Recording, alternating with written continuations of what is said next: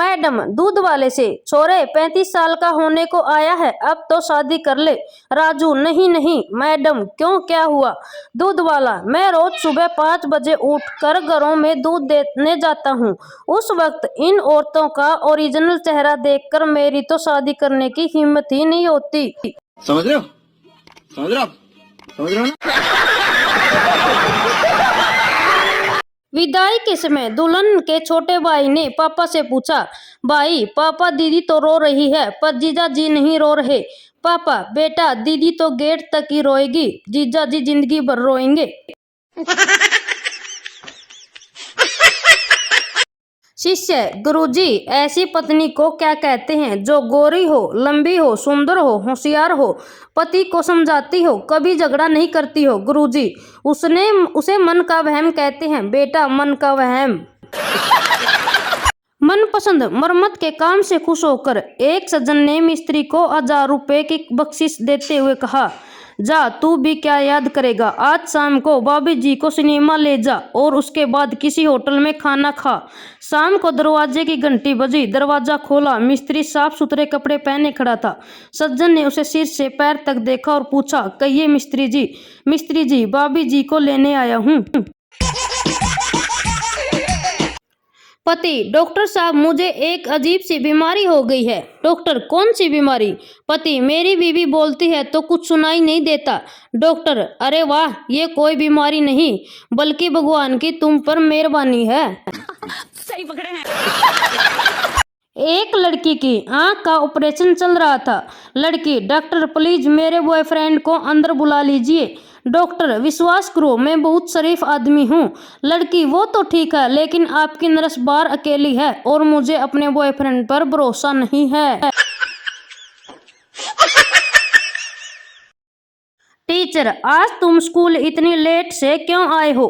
Pappu, madam जी papa mummy का झगड़ा हो गया था। टीचर, वो लड़ रहे थे तो तुम क्यों देर से स्कूल आए? पप्पू, मेरा एक जूता मम्मी के पास था, एक पापा के पास था। टीचर, चलो बताओ मंकी को हिंदी में क्या कहते हैं? पप्पू, बंदर कहते हैं। टीचर किताब से देखकर बोला ना तूने, रुक वहीं में आया। पप्पू, नहीं सर कसम से मैंने तो आपको देखकर बोला। हो गया खुश। माँ, बेटी इतनी लिपस्टिक लगाकर कहाँ जा रही है? बेटी, माँ मैं कॉलेज जा रही हूँ। माँ, बेटी तुझे कोई लड़का पसंद है क्या? बेटी खुश होके, हाँ माँ बहुत पसंद है। माँ, तो उस कमीने को बोल दे कि तेरी शादी वर्मा जी के बेटे से तय कर दी है।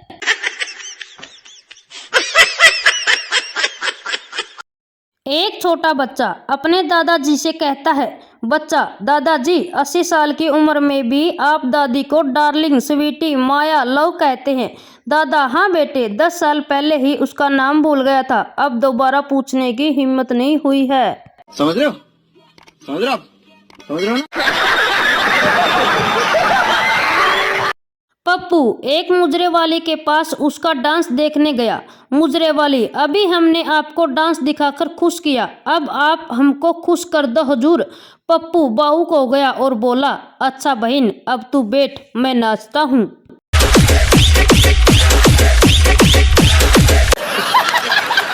घर पर अकेली लड़की बॉयफ्रेंड को फोन करके कहती है, लड़की, जानो घर कोई नहीं है, शाम को आ जाना। लड़की रात को अचानक, जल्दी से उठो पापा आ गए हैं।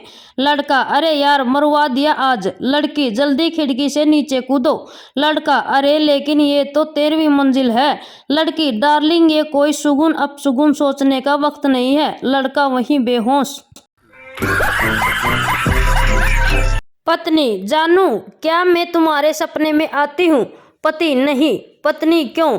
पति, क्योंकि मैं हनुमान चालीसा पढ़कर सोता हूँ। समझ रहे हो? समझ रहे हो? समझ रहे हो ना?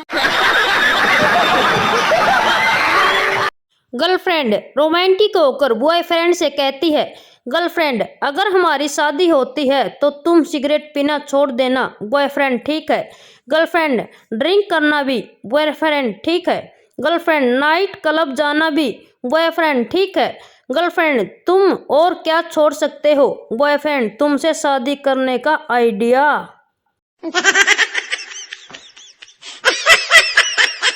कभी किसी ने पता लगाया है कि ये दवाई की गोली का पैकेट 10 गोली का ही क्यों होता है?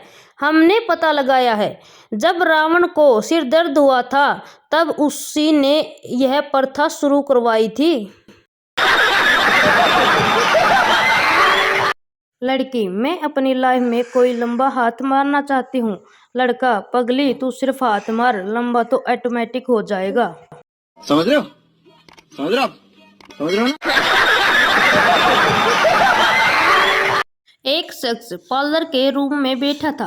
पीछे से एक महिला आई और धीरे से कंधा दबाते हुए बोली, आइए चलते हैं। शख्स पसीने पसीने हो गया और बोला, मैं शादीशुदा हूँ और यहाँ पार्लर में मेरी बीवी भी साथ है। महिला, अरे ध्यान से देखो, मैं ही हूँ।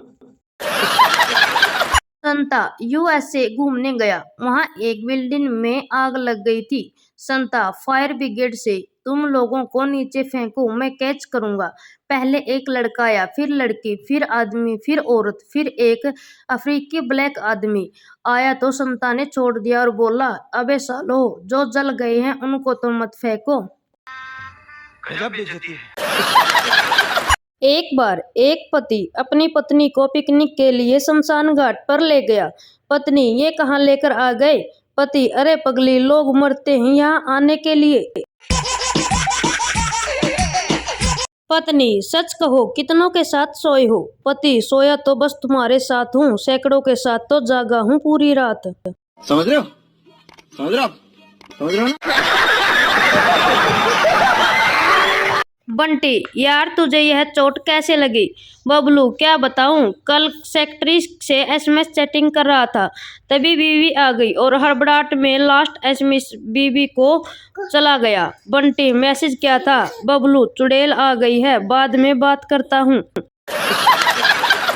शर्मा जी ने अपनी पत्नी से कहा, अगर मैं मर जाऊं तो तुम सामने वाली फैमिली को जरूर बुलाना। पत्नी ने पूछा, क्यों? शर्मा जी, उनके घर की औरतें मुर्दे पर लिपट लिपट कर रोती हैं। समझ रहे हो? समझ रहे हो आप? समझ रहे हो ना? डिलीवरी से पहले डॉक्टर ने प्रेग्नेंट औरत से पूछा, डॉक्टर, क्या आप डिलीवरी के वक्त बच्चे के बाप को अपने पास देखना चाहती हैं? औरत, नहीं नहीं, बिल्कुल नहीं, क्योंकि उन पर पहले ही मेरे पति को बहुत शक है। डॉक्टर बेहोश। बार में दो लोग दारू पी रहे थे।